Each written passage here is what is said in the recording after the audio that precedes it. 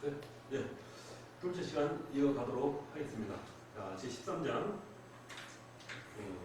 왜 레위 사람들을 정결하라고 했는가 라는 부분을 여러분과 살펴봤고, 여호와께 봉사하기 위해서 먼저 정결해야 한다라는 이유가 있었죠. 그 방법에 대해서도 말씀드렸었고, 여호와의 말씀대로 레위를 정결하게 되었다는 것입니다. 그 방법에 대해서 말씀드렸고, 자, 그 다음으로 이제 네 번째로 레위인의 선택과 봉사에 관한 부분을 여러분과 함께 한번 살펴보도록 하겠습니다. 자, 민수기 8장 16절로 19절에 보면은 한번 읽을 필요가 있습니다. 자, 그들은 이스라엘 자손 중에서 내게 온전히 드린 바 된 자라. 이스라엘 자손 중 모든 초태생 곧 모든 처음 난 자 대신 내가 그들을 취하였나니, 이스라엘 자손 중에 처음 태어난 것은 사람이든지 짐승이든지 다 내게 속하였음은 내가 애굽 땅에서 모든 처음 태어난 자를 치는 날에 그들을 내게 구별하였습니다. 이러므로 내가 이스라엘 자손 중 모든 처음 태어난 자 대신 레위인을 취하였느니라. 내가 이스라엘 자손 중에서 레위인을 취하여 그들을 아론과 그의 아들들에게 주어 그들로 회막에서 이스라엘 자손을 대신하여 봉사하게 하며 또 이스라엘 자손을 위하여 속죄하게 하였나니, 이는 이스라엘 자손이 성소에 가까이 할 때 그들 중에 재앙이 없게 하려 하였습니다. 이렇게 말씀하고 있습니다. 자, 이스라엘 자손 중 초태생, 즉 처음 난 것이죠. 처음 태어난 것을, 초태생인 것을 바로 하나님께서 취했다라는 것입니다. 하나님의 소유로 삼았다는 것이죠. 자, 하나님은 이스라엘 자손 중에서 처음 태어난 자 대신에 레위인을 선택하여 장자로 삼고 성막에서 하나님의 일을 봉사하게 했다라는 것입니다. 자, 이렇게 레위인은 이스라엘 자손을 대신하여 바로 하나님께 영적인 제사를 드리는 그런 봉사의 일을 담당했고, 또 이스라엘 자손을 위하여 또 속죄하는 사역을 담당했다라는 것입니다. 그래서 레위는 이스라엘 모든 백성을 대신하여 하나님께 바쳐진 장자라고 말씀을 드렸습니다. 장자는 아버지를 수종하고 섬겨야 할 책임이 항상 있죠.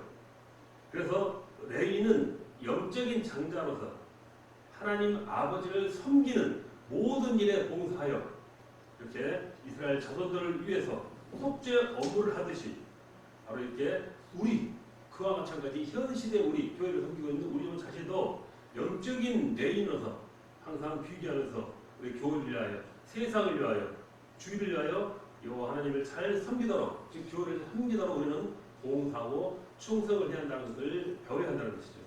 그래야 우리 민족이 살고, 레위족이 잘했을 때, 사명을 잘했을 때 이스라엘 백성이 잘 살았던 것처럼 우리가 영적인 레위인이 되어서 하나님을 잘 섬기고 교회를 위해서 헌신했을 때 우리 민족이 살고 우리나라도 잘 살 수 있다라는 것을 우리가 배울 수 있는 부분입니다.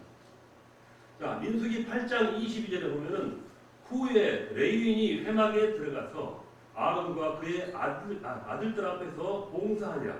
여호와께서 레위인의 일에 대하여 모세에게 명령하게 하신 것을 따라 그와 같이 그들에게 행하였더라. 이렇게 그 부분에 대해서 말씀으로 증거해주고 있습니다.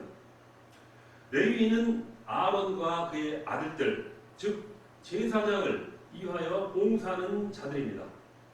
그래서 레위인들이 제사장의 봉사를 잘 도와줘야 온전히 하나님을 잘 섬길 수 있다라고 말했겠죠. 그래서 만약 레위인이 봉사를 잘하고 이 충성하는 일을 게을리하면 하나님을 섬기는 일에 막중한 차질이 빚어진 것이죠. 자기 삶을 감당치 않는다면은. 그래서 레위인들은 항상 이렇게 제사장을 잘 섬길 수 있는 그 준비를 사전에 만반에 해놔야 한다는 것입니다. 자, 그것이 바로 하나님을 잘 섬기는 일이었다라는 것이죠. 이렇게 레위는 하나님께 항상 봉사를 잘하고 또 제사장께 봉사를 잘하고 성막에서 맡은 사명의 봉사일도 잘 감당하고 또 이스라엘 백성의 죄를 속죄하는 그 제사의 업무를 잘 감당할 때 하나님의 사랑과 은혜를 받으면서 잘 살아갈 수가 있었다라는 것입니다. 그러나 그들이 이 봉사의 업무를 잘못할 때 그때 그들은 큰 재앙이 아울러왔던 것도 우리가 잘 알 수 있는 부분인 것입니다. 자, 예수 그리스도의 피로 속죄함을 받은 성도들은 우리의 영적인 레위인으로서 교회 봉사를 통하여 하나님께 예배를 잘 드리도록 해야 합니다. 주님의 몸된 교회에서 바로 바르게 헌신하고 우리를 바로 이렇게 잘 사용할 수 있도록 충성하면서 헌신이 한다는 것이죠. 그래서 예수 그리스도께서 십자가에서 피 흘려 죽으심으로 바로 우리 죄를 사하여 주셨다는 말씀이십니다. 그 사죄의 복음을 우리는 전파해가지고 많은 사람들에게 죄 사함의 은총을 알도록 해야 한다는 것이죠.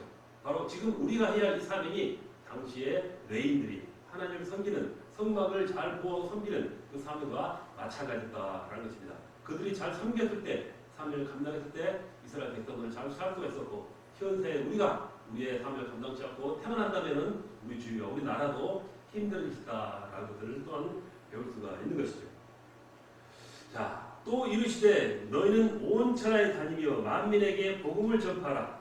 믿고 세례를 받는 사람은 구원을 얻을 것이요 믿지 않는 사람은 정죄를 받으리라. 이렇게 마가복음 16장 15절로 16절에서 역시 또한 우리에게 이와 같은 메시지를 우리에게 던져주고 교훈하고 있는 것입니다.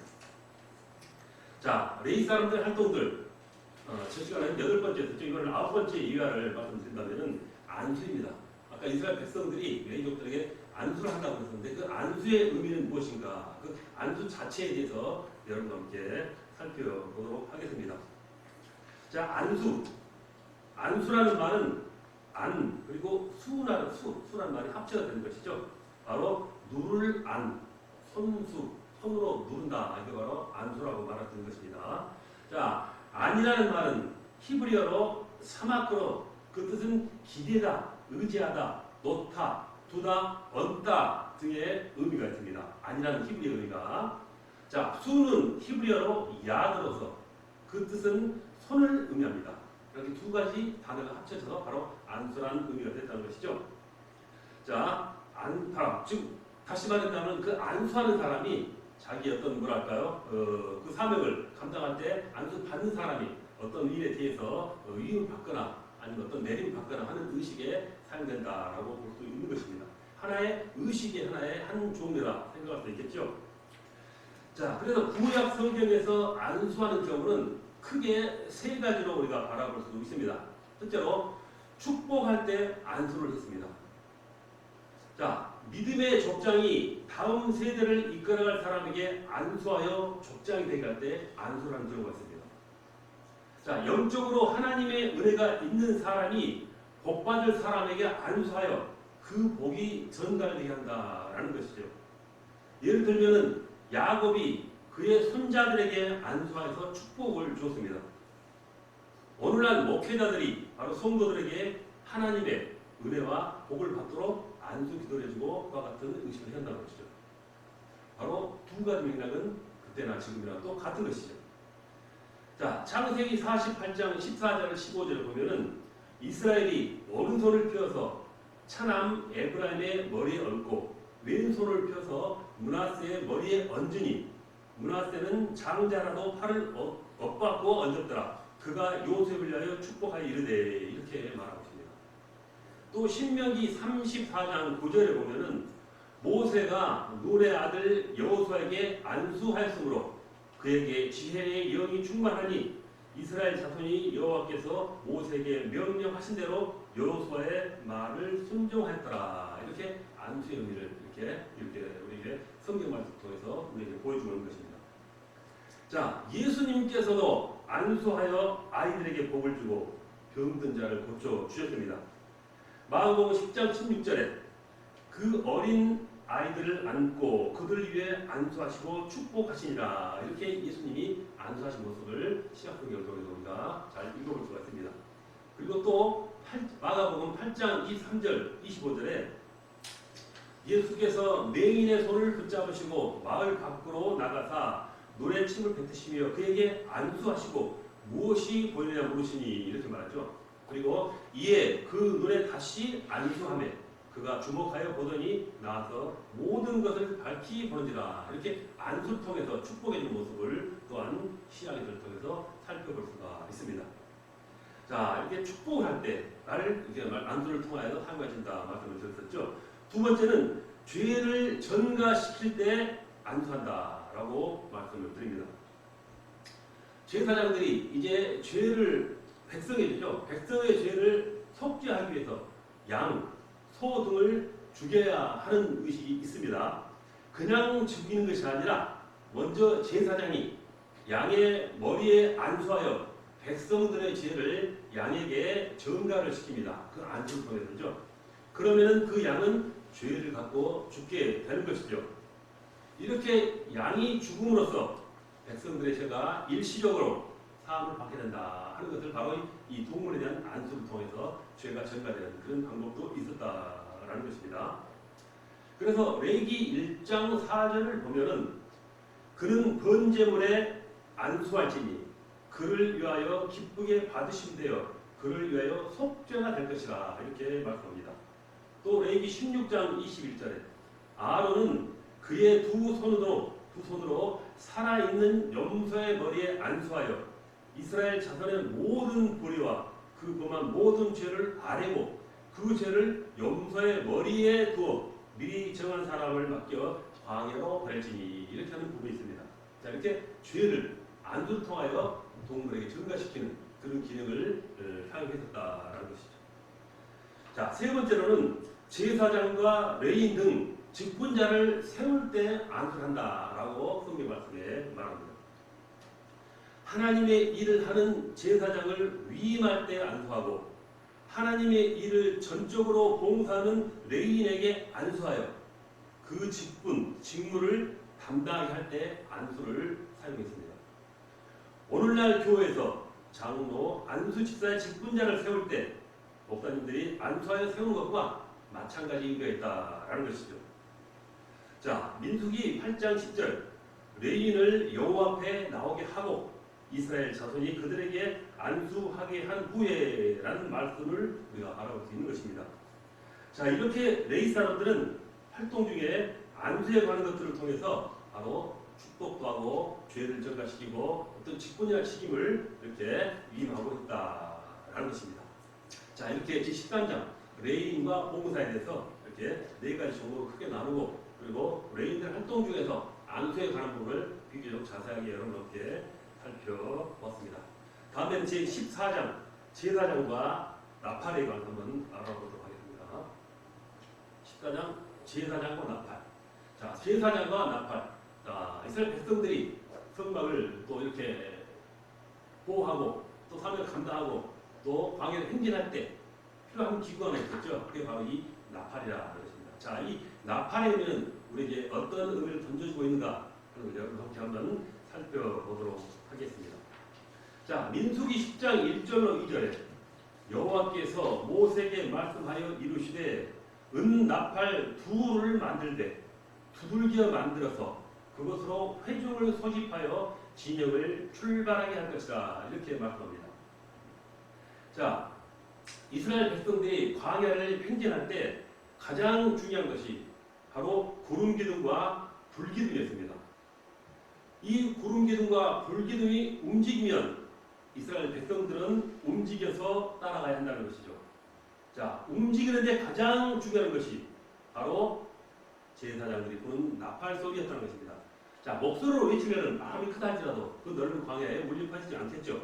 자, 그런 어떤 그 기능적인 요소를 감당하기 위해서 나팔을 사용할 수도 있다는 것입니다. 그래서 바로 제사장들이 부는 나팔 소리, 이 소리에 따라서 그들이 움직여라고 지령을 했다는 것입니다. 바로 이 소리가 울 때 신호 삼아서 행진을 하고 멈추고 했다라는 것입니다. 자, 구름 기둥과 불 기둥이 하나님의 신호라면 나팔 소리는 제사장의 신호라고 볼 수가 있습니다. 예수님도 재림 때 나팔 소리로 강림한다고 했고 사도 바울도 나팔 소리로 재림을 말했고 요한도 나팔 소리로 하나님의 심판을 말했습니다. 자, 그가 큰 나팔 소리와 함께 천사들을 보내리니 그들이 그의 택하신 자들을 하늘 이 끝에서 저 끝까지 사방에서 모으리라. 이렇게 마태복음 24장 32절에 나팔에 관해서 말씀을 전해주고 있습니다. 주께서 호령과 천사장의 소리와 하나님의 나팔 소리로 친히 하늘로부터 강림하시니 그리스도 안에서 죽은 자들이 먼저 일어나고, 데살로니가전서 4장 16절 말씀에도 이 나팔을 강조하고 있습니다. 또 내가 봄에 하나님 앞에 7 천사가 서 있어 7 나팔을 받았더라. 7 나팔을 가진 7 천사가 나팔 불기를 준비하더라. 계시록 8장 2절 말씀과 6절 말씀에 또한 나팔을 강조하고 있습니다. 자, 이 나팔 제사장의 신호라고 말씀드렸습니다. 자, 제사장의 신호, 나팔 소리, 어떤 의미가 있었고 또 어떤 방법으로 행해졌을까요? 민수기 10장 1절로 2절에 보면은 여호와께서 모세에게 말씀하여 이르시되 은나팔 둘을 만들되 두들겨 만들어서 그것으로 회중을 소집하여 진영을 출발하게 할 것이라. 이렇게 말씀했습니다. 은으로 나팔 둘을 만들라고 했습니다. 은을 두들겨서 만들라고 했습니다. 이 두 가지가 아주 강조점이 되겠죠. 두들긴다, 친다. 이 원어의 뜻은 망치하여라는 것이죠. 망치로 두들이다, 치다 라는 말이 되겠죠. 자, 은을 망치로 두들겨서 얇은 판이 되게 한 다음 나팔을 만든다는 것입니다. 자, 은은 처음부터 얇은 게 아니죠. 주먹같이 하나의 방석처럼 큰 존재였을 것입니다. 그래서 이것을 일일이 두들겨서 나팔을 만들 정도로 넓혀 펴게 만들려면 굉장한 수고와 노고가 아마 사용되었을 것입니다. 자, 이렇게 만든 은 나팔을 불면서 행진한다는 것입니다. 자, 은을 망치로 두들겨서 펴내면 얼마 많은 시간과 노력과 고통이 따랐을까요? 자, 그래서 이 은나팔을 불어 행진할 때는 은나팔을 만들었을 때 그 힘들었던 그 고통, 그런 것도 어떤 의미를 주어지고 있다는 것입니다. 행진할 때 광야죠. 고난이 있었고 고통이 함께 있었다라는 것입니다. 한 곳에서 다른 곳으로 이동하는 일은 쉬운 것이 아니요. 그 자리에 머무를 때는 그렇게 힘들지 않을 수가 있는데 거기를 모든 어떤 장비라든가 주요 환경 여건을 함께 가지고 그 광야에서 옮겨간다는 것은 분명히 힘들고 고통스러움이 따랐다라는 것입니다. 즉 광야에 당하는 고난의 생활인 것이죠. 즉 은을 두들겨 빼서 만들라는 의미도 어떤 그런 영적인 의미가 있다라고 우리는 이렇게 해석할 수가 있겠습니다. 자, 그래서 제사장이 만들어 부른 나팔 소리는 하나님의 임재요, 하나님의 말씀이요, 하나님의 명령이요, 하나님의 계획을 사람들에게 알려준 것입니다. 자, 진행하기 위해서 나팔을 불 때는 분명히 하나님께서 불기둥과 구름기둥으로서 의미를 먼저 알려주셨을 것입니다. 그러나라도 제사장이 나팔 소리를 불었기 때문에 그 제사장 나팔 소리는 하나님의 명령이요, 하나님의 계획이요, 역시 하나님의 말씀이요, 사람들에게 알려주시니까 이렇게 표현할 수가 있는 것입니다. 자, 이렇게 나팔 소리는 하나님께서 자기 백성에게 들려주는 음성이라 이렇게 생각할 수가 있습니다. 하나님의 나팔 소리를 잘 듣고 움직일 때 우리는 영적인 단을 잘 유지할 수 있다라는 것이 되겠죠. 자, 나팔 2개를 불어라 했습니다. 하나가 아니라 2개를 불어라 하는 대목이죠. 민수기 10장 10절로 민수기 10장 3절입니다. 10장 3절 말씀을 보면은 나팔 2개를 불 때는 온 회중이 회망문 앞에 모여서 4개로 나올 것이요, 이렇게 말씀합니다. 왜 나팔을 2개를 만들어 불게 했을까? 이지요. 자, 아론의 아들 제사장이 2명밖에 남지 않았습니다. 남아있는 2 아들은 엘르아살과 이다말이죠. 2 아들로 하여금 나팔을 불게 했다는 것입니다.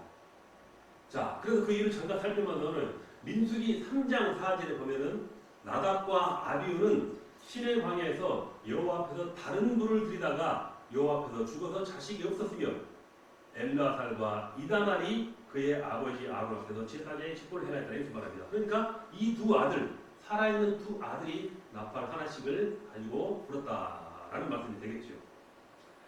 자, 2개를 말씀드렸습니다. 그렇다면 이 둘의 의미는 무엇일까요? 둘은 증례 수이다라고 우리는 다시 한번 깊이 생각할 수가 있습니다. 자, 구름 기둥과 불 기둥도 두 개입니다. 솔로몬 성전 앞에도 두 기둥이 서 있습니다. 자, 그리고 내가 나의 두 증인을 건색해 주니라고 이렇게 계시록에 역시 또한 두 개의 기둥을, 두 가지 어떤 증인을 강조하고 있죠. 또 사람의 모든 악에 관하여 또한 모든 죄에 관하여는 한 증인으로만은 정할 것이 아니요 두 증인의 입으로나 또는 세 증인의 입으로 그 사건을 확정할 것이며 이렇게 두 가지, 하나 말고 두 가지 양쪽에서 바라볼 수 있는 어떤 그 두 가지 의미를 이렇게 강조하고 있는 부분이 또한 두 나팔에 감추고 있는, 전해주고 있는 하나의 메시지라 이렇게 볼 수 있는 것입니다. 자, 둘은 세 번째로입니다. 자, 이래서 두 개, 증인은 둘이다라는 걸 지금 살펴보았죠. 자, 다음은 둘은 협력의 수입니다. 증인의 수였지만은 다음에 알아볼 것은 협력의 수입니다. 둘도 협력하는 것이죠. 하나, 즉 한 개의 존재로서는 절대 홀로 설 수가 없습니다. 협력할 수가 없습니다. 둘 이상이 돼야만이 협력이라는 단어를 사용할 수 있는 것이죠. 그래서 둘은 협력의 수이다 이렇게 말씀을 드립니다. 자, 예수님께서는 제자들을 둘씩 짜르리지에서 보냈습니다. 즉 협력해서 삶을 감당하는 말이 되겠죠. 힘을 합쳐서 주의 일을 하라라는 말씀인 것입니다. 그 주께서 따로 70일을 세우사 친히 가시려는 각 동네와 각 지역으로 둘씩 앞서 보내시며 이렇게 누가복음 10장 1절에서도 이렇게 둘의 의미를 또 증거하고 있는 것입니다. 즉 합력하여 삶을 감당하라라고 지금 일러주고 있는 것입니다. 자, 다음에는 나팔을 누가 보내하는 존재가 있죠? 아무나 보내합니까? 아닙니다. 제사장들이 보내한다라고 우리가 하나의 제목을 정할 수가 있겠습니다.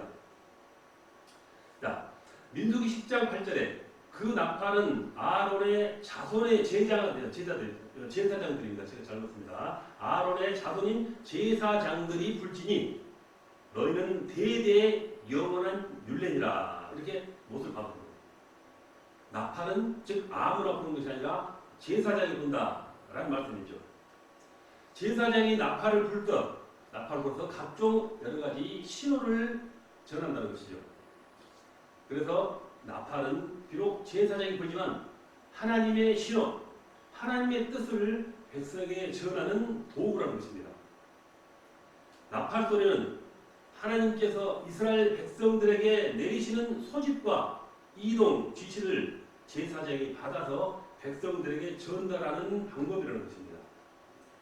또 나팔 소리는 하나님께서 이스라엘 백성들을 기억하시고 또 이스라엘 백성과 함께한다라는 표시인 것이죠. 즉 나팔 소리를 들으면서 진행하고 나팔 소리를 통해서 하나님의 의미를 전달받고 또 움직이고 같이 행동하기 때문에 이 나팔 소리는 항상 하나님의 소리라고 생각하면서 살아갔다는 것입니다. 자, 나팔을 관리하고 사용할 수 있는 자는 항상 성막에서 하나님을 섬기는 제사장이다 이렇게 말씀을 드렸습니다. 제사장들은 하나님의 지시에 따라서 소집하거나 행진하거나 전쟁하거나 절기 등에서 나팔을 불어서 하나님의 뜻을 잘 전달해야 합니다. 통신시설, 즉 연락을 취할 수 있는 그 시설이 요즘처럼 없을 때는 당시에는 모든 일들, 사항들을 나팔로서 전달하고 보냈다라는 것을 알 수가 있는 것이죠. 대대의 영원한 율례는 하나님께서 친히 제정하신 제도로서 영원히 실천해 나간다라는 의미인 것이죠. 그래서 제사장과 주님의 종들은 하나님의 지시, 하나님의 뜻을 백성들에게 나팔부로 잘 전달해야 한다는 것입니다. 요즘 우리는 나팔을 불 수가 없습니다. 그 나팔을. 그렇지만 하나님의 어떤 말씀들을 통해서 그 말씀을 백성들에게, 즉 성도들에게 잘 전달해야 한다라는 의미와 같은 것이죠. 그래서 하나님의 말씀을 정확하게 전달하여 하나님의 말씀에 따르도록 나팔을 잘 불어야 한다, 말씀을 잘 전해야 한다라고 생각할 수 있는 부분인 것입니다. 자, 그렇다면 나팔을 부는데 언제 불어야 하는가라는 말씀이 되겠습니다. 자, 두 개의 나팔을 불 때는 온 백성이 회막 앞으로 모이라는 신호입니다. 자, 민수기 10장 3절, 7절 보면은 나팔 2개를 부을 때는 온 회중이 문 앞에 모여서 4개로 나올 것이요. 자, 그리고 또 회중을 모을 때도 나팔을 부를 것이나 소리를 크게 내지 말며 이렇게 말씀드립니다. 자, 2나팔을 불 때는 온 백성이 회막 앞으로 모여야 한다라는 말씀인 것이죠. 자, 나팔 소리가 들리면은 바로 그 당시 하고 있던 모든 일들, 자기 일들이 있었겠죠. 그 일들을 중지하고 회막 앞으로 모여야 하는 것입니다. 즉 농사를 짓다가 아니면 동물을 키우다가 아니면 집안일 하다 하더라도 나팔이 불면은 그걸 그만두고 회막 앞으로 모여야 한다라는 의미인 것입니다. 주일 예배 시간이 되면은 사사로운 일을 중지하고 세상 일을 던져두고 바로 하나님께 나와 예배한다라는 말씀과 마찬가지입니다. 이스라엘 백성이 항상 이렇게 성막 중심, 성전 중심으로 살아가는 그런 모습을 우리가 보여주듯이 바로 우리 하나님의 백성들은 하나님의 전을, 즉 교회를 중심으로 잘 살아간다 하는 말과 그 맥락이 같은 의미인 것이죠. 자, 나팔을 불 때는 회막 앞으로 모이라라고 말씀을 드렸습니다. 자, 두 번째로는 지휘관 회의를 하기 위해서 불었습니다. 이때 또 나팔을 사용했다는 것이죠. 자, 민수기 10장 4절을 보면은 하나만 부을 때는 이스라엘의 천부장된 지휘관들이 모여서 4개로 나올 것이며 하나만 부을 때는 2개가 아니라 이때는 이스라엘의 천부장된 지휘관들이 이렇게 모여서 4개로 나올 것이며 지금 모이라는 것입니다. 성전으로 그 말씀 되겠어요. 자, 나팔 하나를 불 때는 이스라엘의 천부장이 된 지휘관들을 모이라는 신호다 이렇게 말씀을 드립니다. 12지파의 지휘관들이 모두 모여야 한다는 것입니다. 온 백성이 아니라 지휘관들이 모인 것입니다. 자,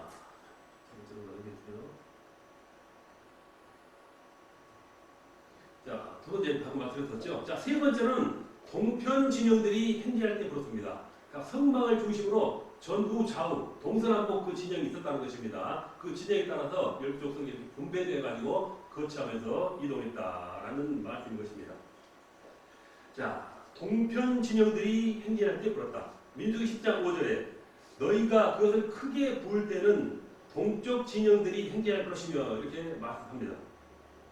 나팔을 크게 불 때는 동편 진영에 있는 유다, 이사갈, 스불론 지파가 행진을 합니다.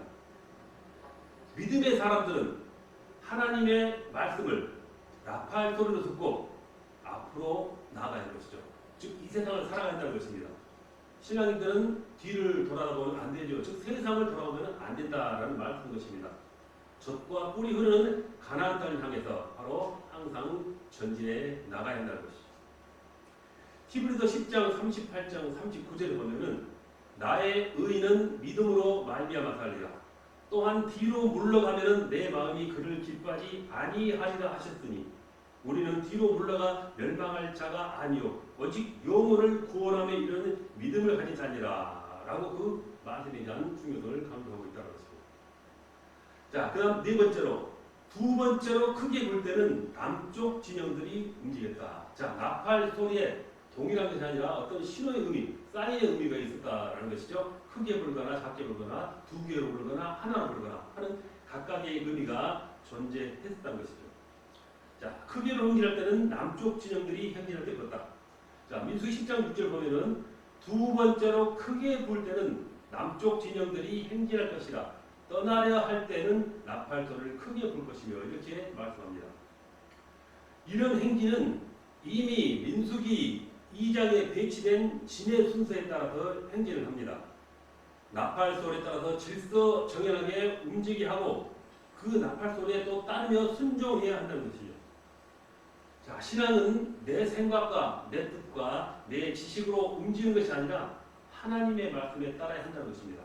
그 나팔소리에 따라서 순종하면서 이스라엘 백성들이 각 진영에서 움직여 나갔듯이 오늘날에 우리도 하나님의 말소리가 하나님의 말씀이 나팔소리라고 생각하고 그 소리의 사인에 따라서 순종하고 따라야 한다라는 말씀인 것입니다. 이스라엘 백성들이 행진할 때 구름기둥과 불기둥의 움직임을 보고 제사장이 행진 나팔을 불면은 그 뒤를 우리는 따라가기만 했다라고 하는 의미와 같은 것입니다. 우리가 절대로 앞서가면 안 된다는 것이죠. 신앙이란 주님이 앞서가신 그 길을 뒤에서 따라가기만 하면 된다라고 우리는 받아들여야 합니다. 주님이 가는 길을 따라가기만 한다면은 반드시 젖과 꿀이 흐르는 그 가나안 땅의 복을 우리에게 전해 주신다라는 의미의 말씀과 마찬가지 것입니다. 자, 다음 다섯 번째로 전쟁하러 갈 때 나팔을 불었습니다. 자, 민수기 10장 9절 보면은 또 너희 땅에서 너희가 자기를 압박하는 대적을 치러 나갈 때에 그때는 나팔을 크게 불지니 그리하면은 너희 하나님 여호와가 너희를 기억하고 너희를 너희의 대적에게서 구원하시리라 이렇게 말씀합니다. 자, 전쟁할 때 나팔을 불었다는 것입니다. 전쟁하러 갈 때 나팔을 부은다는 것은 이스라엘 백성들이 바로 하나님의 군대라는 사실을 강조합니다. 나팔을 불어서 나팔을 불며 전쟁에 함께한다. 이건 바로 이스라엘 백성들이 하나님의 군대라는 것입니다. 즉, 그 나팔들을 의지하고 명령에 따르면 백성이다. 이런 말씀이 되겠죠. 하나님의 군대라는 말은 이스라엘 백성들이 제사장을 중심으로 하여 먼저 하나님을 찾고 하나님께 기도하면 어떤 전쟁도 능히 이길 수 있음을 보여준다는 것입니다. 즉, 전쟁에 함께하는 나팔소리, 즉 하나님의 신호, 음성, 사인이 되겠죠. 그대로 순종하고 전쟁을 임하면은 자기들 적대시한 적들을 이렇게 물리쳐준다라고 하나님께서 분명히 말씀하고 계셨다는 것입니다. 자, 이스라엘 백성들이 가나안 땅에 들어가서 첫 번째로 물리쳐야 할 성이 바로 여리고성이었습니다. 여리고성은 워낙 강하고 이렇게 튼튼하게 진 성이어서 웬만한 공격은 무너지지 않는 난공불락의 성이었다라고 우리는 전합니다. 그러나 여호수아를 비롯하여 제사장들은 하나님의 약속의 말씀을 믿고 그리고 제사장들은 그 말씀에 따라 괴를 앞세우고 나팔을 불 때 성이 무너졌다는 것입니다. 여기서 괴하고 나팔이 없었다면 바로 이런 결과는 이루어지지 않았을 것이다 라는 말씀을 드리는 것입니다.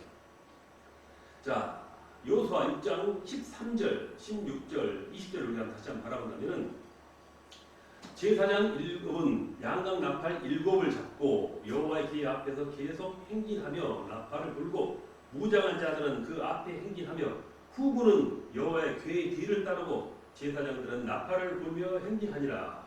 그리고 7번째 제사장들이 나팔을 불 때 여호수아가 백성들에게 이르되 외치라 여호와께서 너에게 이 성을 주셨느니라. 그리고 이에 백성은 외치고 제사장들은 나팔을 불매 백성이 나팔소리를 들을 때 크게 소리질러 외치니 성벽이 무너져 내린지라. 백성이 각기 앞으로 나가 그 성에 들어가서 그 성을 점령하고 라고 말씀한 부분입니다. 바로 나팔소리, 즉 하나님의 명령, 하나님의 말씀, 하나님의 괴는 말씀이죠. 그 모든 것을 하나님과 함께 이렇게 전쟁에 임할 때 나팔을 사용해서 하나님의 어떤 그 힘으로 능력으로 항상 백성에 있었던 여호수아 시대를 바라볼 수 있는 것입니다. 자, 그리고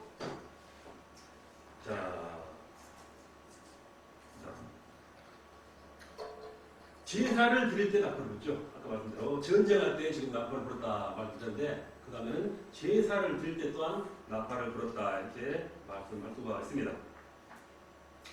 자, 이렇게 항상 우리가 불어야 할 나팔에 관해서 제가 살펴보고 있는데요. 민수기 10장 10절에도 보면은 또 너희의 희락의 날과 너희가 정한 절기와 초하에는 번제물을 드리고 화목제물을 드리며 나팔을 불라. 그로 말미암아 너희의 하나님이 너희를 기억하시리라. 나는 너희의 하나님 여호와니라. 이렇게 약속의 말씀을 전해주고 있습니다. 제사 드릴 때 나팔을 불어서 알려주었다는 것입니다.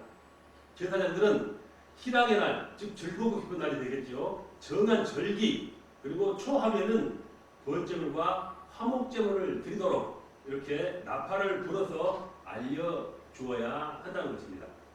정한 절기는 유월절, 오순절, 초막절 이러한 등등을 말하며 그 절기에 나팔을 불어서 백성들에게 알려주어서 그 절기를 지키도록 해야 한다라고 말씀하는 것입니다. 자, 희락의 날은 뭘까요? 희락의 날은 기쁨이 있는 날로서 내 신앙과 삶의 기념이 될 만한 좋은 날들을 말하죠. 자, 성경에서 희락의 날들은 바로 법궤를 옮기고 성전을 건축하고 예배하는 날들이라 이렇게 말을 하고 있습니다. 이렇게 제사를 드릴 때 역시 나팔을 불어서 백성들에게 알려서 그 사명을 감당하고 그날 지키도록 했다라는 것을 말씀하고 있는 것입니다. 자, 다음은 7번째, 다윗이 법궤를 운반할 때 나팔을 역시 불었다는 것입니다. 역대상 16장 6절에 보면은 제사장 브나야와 야하시엘은 항상 하나님의 언약궤 앞에서 나팔을 부니라 이렇게 말씀합니다. 역시 다윗이 법궤를 운반할 때도 나팔을 불었다 이렇게 성경 말씀에서 또한 찾아볼 수가 있습니다. 다음, 성전을 봉헌하는 날에 나팔을 불었습니다. 성전을 봉헌하는 날, 이 또한 나팔을 불었다는 것이죠. 역대하 5장 12절 13절에 보면은 노래하는 레위 사람 아삽과 헤만과 여두둔과 그의 아들들과 형제들이 다 새 막옷을 입고 제단 동쪽에 서서 재금과 비파와 수금을 잡고 또 나팔 부는 제사장 120명이 함께 서 있다가 나팔 부는 자와 노래하는 자들이 일제히 소리를 내어 여호와를 찬송하며 감사하는데 나팔 불고 재금치고 모든 악기를 울리며 소리를 높여 여호와를 찬송하여 이르되 선하시도다 그의 자비하심이 영원히 있도다 하며 그때 여호와의 전에 구름이 가득한지라 라고 증거하는 말씀을 우리가 또한 찾아볼 수가 있습니다. 이렇게 성전을 봉헌하는 날에 역시 나팔을 부는 것입니다. 자, 다음 9번째로 또한 성전을 수축하는 날에도 나팔을 불었습니다.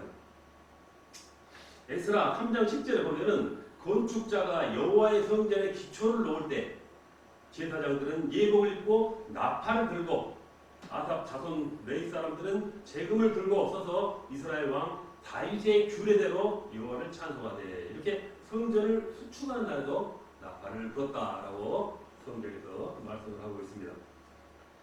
자, 그리고 10번째, 히스기야 왕은 성전에서 예배를 드릴 때 또한 나팔을 불었습니다.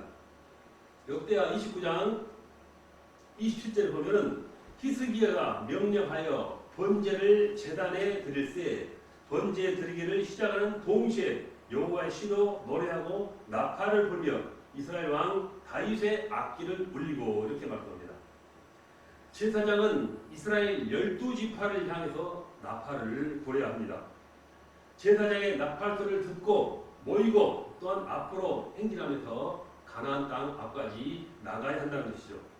그래서 이 제사장의 나팔소리는 이렇게 이스라엘의 모든 백성을 움직이는 힘을 가지고 있는 것이죠.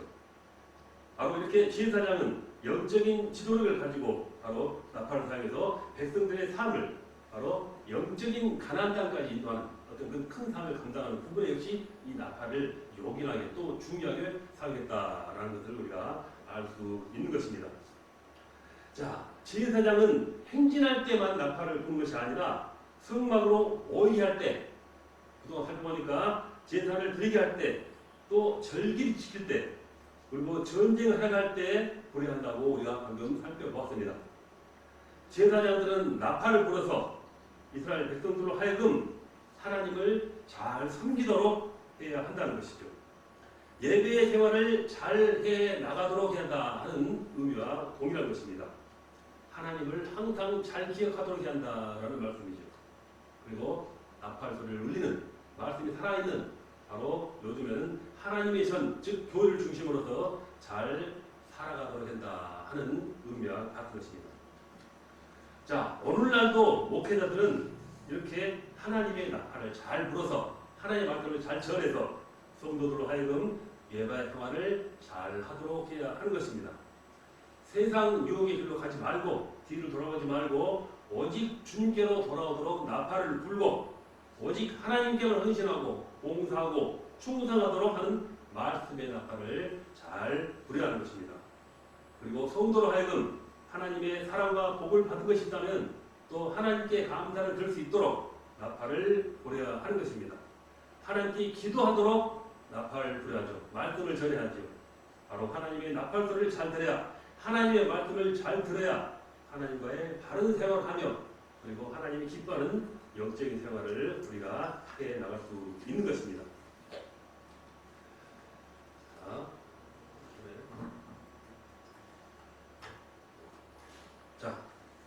레위 사람들의 활동도 열 번째 요약. 아까는 안수에 대해서 말씀해 주셨죠. 자, 이번 시간에는 바로 나팔절에 관해서 여러분께 잠시 한번 자세하게 살펴보도록 하겠습니다.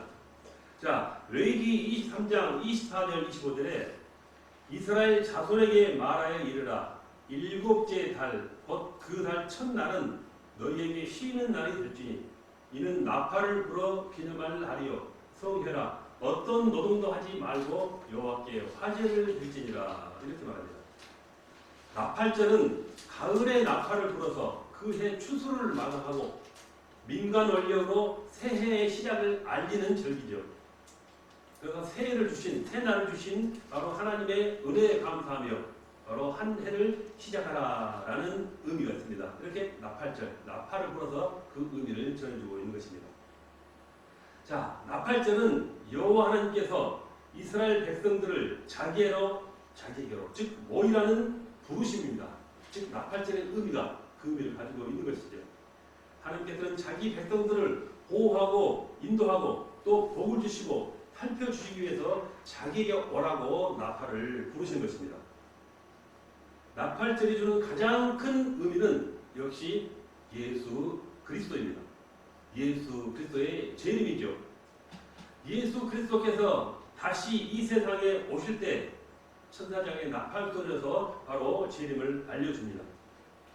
예수 그리스도는 바로 재림으로 구원받은 성도들을 천국으로 이렇게 인도해서 같이 태어나 나갈 수 있는 그 나팔 소리에서 그 시발점을 알려준다는 것입니다. 유대인들은 10년 되면 나팔을 붑니다. 이렇게 영적으로 나팔은 영적인 새가 열리는 것을 알려준다는 것입니다. 그래서 우리 예수 그리스도를 바로 그리스도를 믿는 우리 모든 신앙인들은 이렇게 영적으로 들려지는 나팔 소리 음성도 들을 수 있어야 한다는 것이죠. 우리에게 천국 생활의 시작됨을 알려줄 수 있는 그 나팔 소리를 항상 우리 마음속에서 듣고 살아가는 것입니다. 즉 복된 나팔 소리죠. 그 나팔 소리를 듣고 천국 잔치에 참여해야만이 우리가 복된 자가 될 수 있습니다. 우리가 찬송가 180장이죠. 하나님의 나팔 소리 천지 진동할 때에 예수 영광 주에 구름 타시고 천사들을 세계 만국 모든 곳에 보내어 구원받은 성도들을 모으리. 나팔 불 때 나의 이름, 나팔 불 때 나의 이름, 나팔 불 때 나의 이름 부를 때 잔치에 참여하겠네. 바로 이 찬송이 바로 진정한 우리의 나팔절임을, 그 나팔 소리임을 우리는 깨닫고 항상 새겨 나가야 할 것입니다. 자, 이렇게 15장 그리고 전 14장까지 살펴봤는데요. 시간 조금 남았는데 15장 레위기가 편지는 다음 시간에 여러분 들었습니다. 한 2분 좀 빨리 끝내겠습니다. 여러분 수고하셨습니다. 기도하겠습니다. 하나님 아버지 감사합니다. 오늘도 이렇게 변함없이 우리 신학교를 사랑해주고 이끌어주시고 인도하여 주심을 감사합니다. 이 자리를 굳건하게 지키고 있는 바로 저들에게 큰 축복을 내려주시옵소서. 하나님의 큰 뜻이 있어서 우리들을 이 자리에 함께 하신 줄로 믿습니다. 인도하여 주신 줄로 믿습니다. 하나님의 택함을 받은 귀한 우리 신학생들 일일이 기억하셔서 축복과 재능을 넘쳐주시옵소서. 능력을 내려주시옵소서. 말씀과 기도로 무장하여 큰 능력 나타나게 하시고 하나님의 모든 영광 돌리게 하여 주시옵소서. 건강 축복, 물질 축복, 가정 축복이 충만하도록 은혜 내려 주시옵소서. 감사드리며 우리 주 예수 그리스도 이름으로 기도합니다. 아멘. 여러분 감사합니다.